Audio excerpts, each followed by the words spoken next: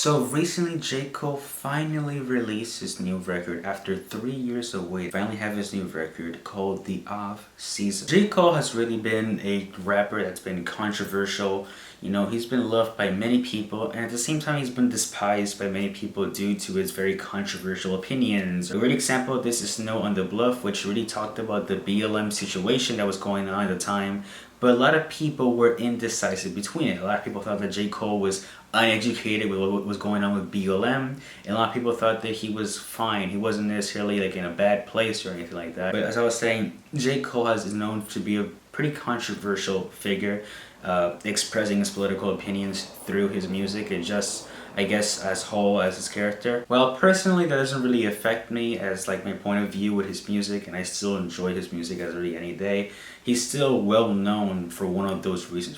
J. Cole also made a name with himself when he did the 2014 for his Hill Drive record, and it went platinum with no features, which is a crazy achievement. While critics weren't mostly favorable with this record, there's no denying that this record was basically history in hip-hop. I mean, really not only in hip-hop, but in music as a whole. And while J. Cole isn't necessarily known for having a great discography itself, it's not like his discography is terrible or anything, but it's not like he has a Kendrick-level discography where almost every record from Kendrick is super notable. His recent record, KOD, which dropped in 2018, was a very adventurous record for Cole himself as an artist, since Cole was aiming to push out a more serious tone, more serious concept, and a more serious message, as he did with For Your Eyes Only, which is a pretty underrated record, not gonna lie. But I can see why it wasn't necessarily a big record, since the record itself was just mostly story driven and it wasn't really like in a market for making hits. KOD sort of left a sour taste to Cole fans, sort of, and I guess the hip-hop community itself, which they expected a bit more, since I guess it was something, I guess, a little weird for Cole himself. But I give him credit for trying something more adventurous and I guess sticking to a concept and really evolving there and spreading out a good message. After KOD, I was just wondering, you know, what is the next chapter for J. Cole? Is he going to aim for a more concept-driven record? Is there going to be a specific theme talking about it like KOD? But thankfully in 2020, Cole dropped a single called The Climb Back, as well as Lion King on Ice, I believe. But it didn't make its appearance here in the record, so I guess it doesn't really matter. But The Climb Back was a 5-minute song that really a lot of people liked. I personally liked. It felt like just Cole back in its true self. And thankfully, Cole gave us a record, The Off-Season. He gave us a taste of The Climb Back, and he also gave us a little taste of the, I guess, fall-off era that he is assembling with the final track in KOD called 1985, Intro to the Fall Off. And I expected that it would probably be, I guess, some talking more about rappers falling off, or how, I guess, fame could bring down a rapper or an artist himself. But who knows, maybe we'll see that in a future record. But I know that this record was a completely different, I guess, approach from Cole. Is it the record that we all anticipated for? Is it the record that we were all hyped up for and that we wanted?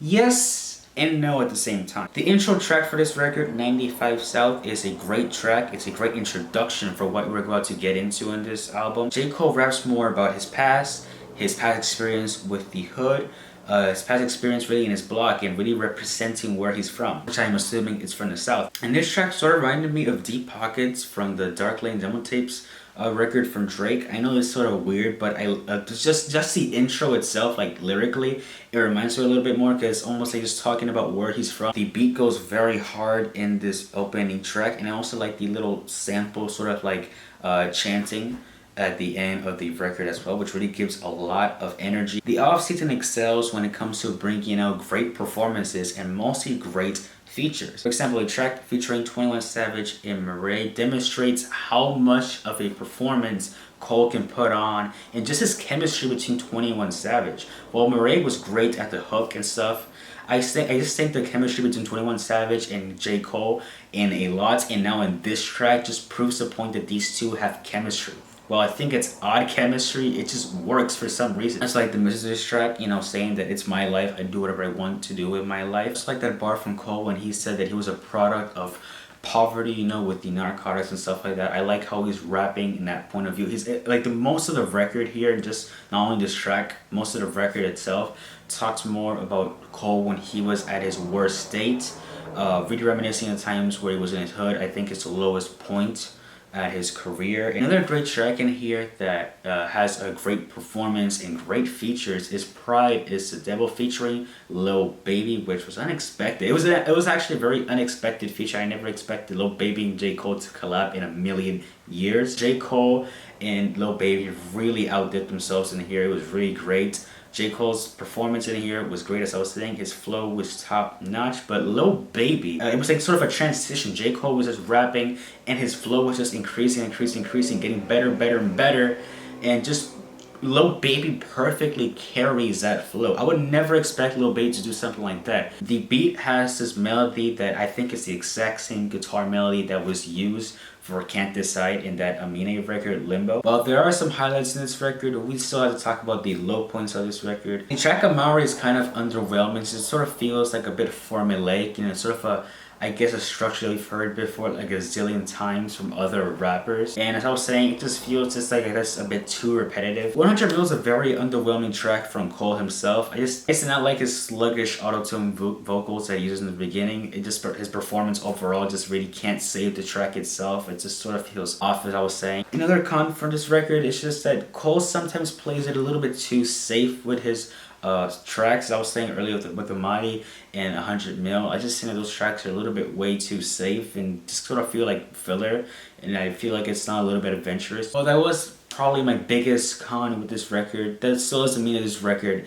isn't good. There's also another track in here that I really like, which is sort of more of the storytelling type of Cole, a more low-key, laid-back Cole, which I really wanted, because he had that in he had the same energy in KOD and For Your Eyes Only, which really just shows Cole in his prime, which is Let Go of My Hand. I really like this track. This shows Cole, I guess, more of his prime form, his earlier days form, because I just love when Cole is rapping over a more low-key instrumental, a more low-key, chill beat, where we see Cole discussing, you know, some issues with his fatherhood, you know, how he's saying in the future he has to let go of his son, you know, he needs to evolve as a person, how he wants to teach his son to, I guess, be stronger as a person. And I really like that, you know, I like how Cole is sort of thinking already in the future, you know, thinking of how he's going to be a parent and at the same time a rapper. Punching the Clock has a very aggressive tone from Cole. There's a lot of energy placed in here. The beat is fantastic as well. Like how the song doesn't take too long to boot up. Just once Cole starts rapping, like in like the first 10 seconds or 5 seconds,